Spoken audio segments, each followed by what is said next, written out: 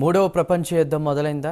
ఒకవేళ మూడవ ప్రపంచ యుద్ధం మొదలైతే తాము కూడా రష్యాకు వ్యతిరేకంగా పోరాడతామని బ్రిటన్ స్పష్టం చేసింది. అలాగే నాటో మిత్ర దేశాల కోసం కావాలనుకుంటే తాము కూడా యుద్ధ రంగంలో దిగుతామని హెచ్చరించింది బ్రిటన్.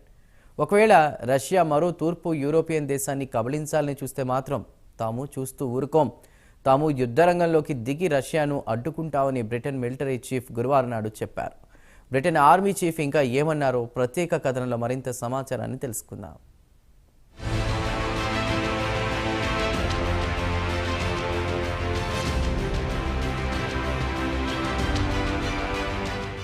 ప్రస్తుతం మూడవ ప్రపంచ యుద్ధం కొనసాగుతోందా? ఒకవేళ మూడవ ప్రపంచ యుద్ధం మొదలైతే మాత్రం తాము యుద్ధరంగంలో దూకుతామని బ్రిటన్ ఆర్మీ చీఫ్ గురువారం నాడు చెప్పారు. నాటో మిత్ర దేశాల కోసం తాము యుద్ధరంగంలో దిగడానికి ఎల్లవేళలా సిద్ధమేనని ఆయనన్నారు. ఒకవేళ రష్యా తూర్పు యూరోపియన్కు చెందిన ఏదైనా దేశాన్ని ఆక్రమించుకోవాలని చూస్తే తాము రష్యాకు వ్యతిరేకంగా పోరాడుతామని అన్నారు.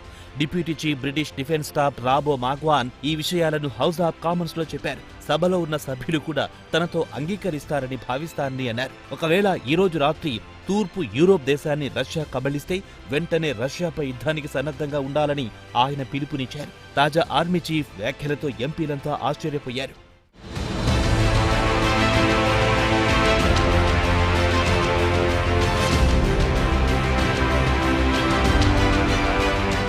వెంటనే ఎంపీలు మాగ్వాన్ను ఒకవేళ తూర్పు యూరప్ దేశాలను రష్యా కబళిస్తే యుద్ధ వాతావరణం నెలకొంటే నాటో దేశాన్ని ఆదుకోవడానికి బ్రిటిష్ బ్రిగేడ్లు ఎన్నున్నాయని ప్రశ్నించారు ఎంపీలు. ప్రస్తుత పరిస్థితులు ఎలా ఉన్నాయంటే నాటో సభ్య దేశాలైన తూర్పు యూరోప్కు చెందిన లాట్వియా, ఈస్టోనియాలు భయంతో వణికిపోతున్నాయి. రష్యా యుక్రెయిన్ను ఆక్రమించిన తర్వాత నుంచి నెక్స్ట్ తమ వంతు వస్తుందేమోనని గజగజ వణికిపోతున్నాయి. అలాగే రష్యా తూర్పు సరిహద్దులో ఉన్న ఫిన్లాండ్ పరిస్థితి కూడా అలానే ఉంది. ఫిన్లాండ్ మౌలిక సదుపాయాలపై దాడులు చేస్తామని హెచ్చరించింది రష్యా. కాగా నాటో నిబంధనల ప్రకారం ఒకవేళ రష్యా నాటో సభ్యదేశాలపై దాడులు చేస్తే అది సభ్యదేశాలందరిపై దాడులు చేసినట్లు భావించాల్సి ఉంటుందని పేర్కొంది.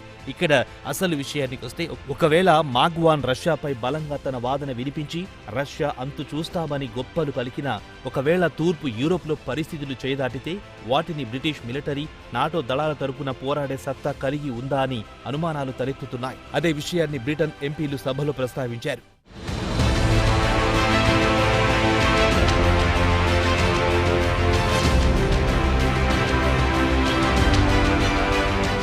ఇక బ్రిటన్ ల్యాండ్ ఆర్మీ 1700 సంవత్సరాల నుంచి అతి తక్కువ సంఖ్యలో ఉంది. గత నెలలో Britain defence secretary John Healey మీడియాతో మాట్లాడుతూ బ్రిటన్ ఆర్మీ ఫోర్స్ తాము ఊహించిన దానికంటే చాలా చెత్తగా ఉందన్నారు. కాగా ఈ ఏడాది వేసవిలో జరిగిన బ్రిటన్ ఎన్నికల్లో లేబర్ పార్టీ గెలిచి అధికారం చేపట్టింది. ప్రస్తుతం అధికారంలో ఉన్న ప్రభుత్వమే తమ సైనికులు అత్యంత బలహీనంగా ఉన్నారని చెప్పడం ఆశ్చర్యం కలిగిస్తోంది. ఇదిలా ఉండగా బ్రిటన్ సెక్రటరీ బుధవారం నాడు మధ్యాహ్నం మిలిటరీ ఖర్చు తగ్గించాలనుకుంటున్నామని చెప్పారు. దాంతో భాగంగానే 5 యుద్ధ విమానాలతో పాటు డజన్ మిలిటరీ హెలికాప్టర్లు, డ్రోన్లను వాడకుండా నిలిపివేస్తున్నామన్నారు. ప్రస్తుతం బ్రిటన్ డిఫెన్స్ రంగంపై సమీక్ష నిర్వహిస్తోంది. తాజా సమీక్షలో మినిస్ట్రీ ఆఫ్ డిఫెన్స్ గురువారం నాడు British army archer mobile howitzer పై లైవ్ ఫైరింగ్ టెస్టును పూర్తి చేశామని తెలిపింది. ఈ ఆర్టిలరీ సిస్టంపై ఫిన్లాండ్లో 12 రోజుల శిక్షణ తర్వాత వీటిని కొనుగోలు చేయాలని ఆలోచనలో ఉన్నట్లు మినిస్ట్రీ డిఫెన్స్ చెప్పింది.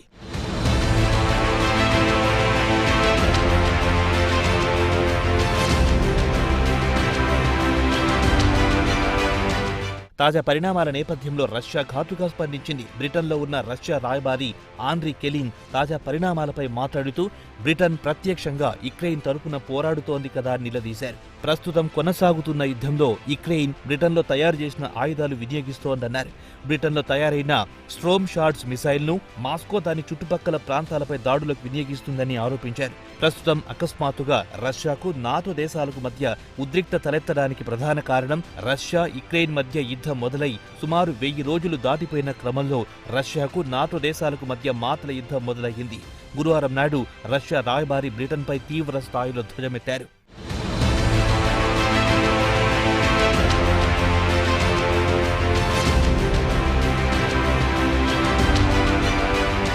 అడ్వాన్స్ లాంగ్ రేంజ్ మిసైల్స్ ను రష్యా భూభాగంపై ప్రయోగించడానికి నాటో మిత్ర దేశాలే యుక్రెయిన్కు అందించాయి. ప్రస్తుతం ఈ మిసైల్స్ రష్యా భూభాగంపై ప్రయోగిస్తున్నాయి. అయితే ఈ మిసైల్స్ ప్రయోగించడానికి నాటో దేశాలకు చెందిన సైనిక నిపుణులు, బ్రిటిష్ దళాలు యుక్రెయిన్కు వచ్చి ఈ మిసైల్స్ ను తమ దేశంపై ప్రయోగిస్తున్నాయని ఆయన ఆరోపించారు. దీన్ని బట్టి చూస్తే బ్రిటన్ ప్రత్యక్షంగా యుద్ధంలో పాల్గొంటున్నట్లే కదా అని ప్రశ్నించారు. మిసైల్స్ ను పేల్చాలంటే నాటో సిబ్బంది లేకుండా బ్రిటిష్ సిబ్బంది వచ్చి వారికి శిక్షణ ఇవ్వడమో లేదా వారే ఈ మిసైల్స్ ను పేల్చాల్సిందే కదా అని క్లెయిన్ ప్రశ్నించారు.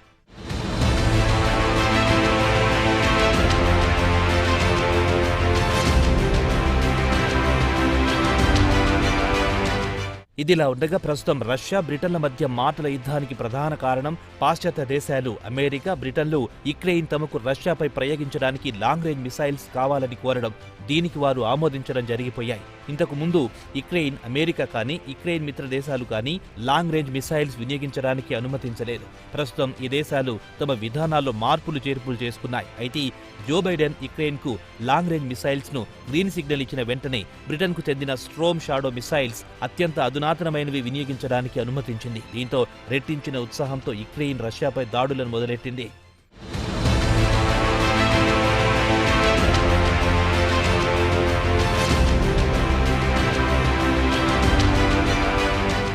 అయితే ఇక్కడ రష్యా విషయానికొస్తే రష్యా కూడా తమ సొంత ఆయుధాలను కాకుండా చైనా, ఇరాన్, ఉత్తర కొరియా టెక్నాలజీతో తయారు చేసిన ఆయుధాలను వాడుతోందని బ్రిటన్లో రష్యా రాయబారి క్లెయిన్ను ప్రశ్నిస్తున్నారు. దీనికి ఆయన సమాధానం ఇవ్వకుండా యుక్రెయిన్ తరపున ఫారిన్ ఫైటర్స్ పోరాడుతున్నారని ఆయన కౌంటర్ ఇస్తున్నారు. ప్రస్తుతం యుక్రెయిన్ తరపున వివిధ దేశాలకు చెందిన కిరాయి సైనికులు పోరాడుతున్నారని రష్యా రాయబారి ఆరోపించారు. కాగా బ్రిటన్ ఇటీవల యుక్రెయిన్కు ఛాలెంజర్ 2తో పాటు యాంటీ ట్యాంక్ మిసైల్స్ ను సరఫరా చేసింది.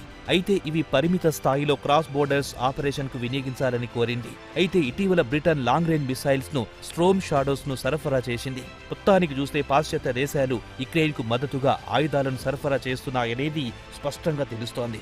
రష్యా అభ్యంతరం చేయడంలో కూడా న్యాయం ఉంది కదా అన్న టాక్ కూడా వినిపిస్తోంది.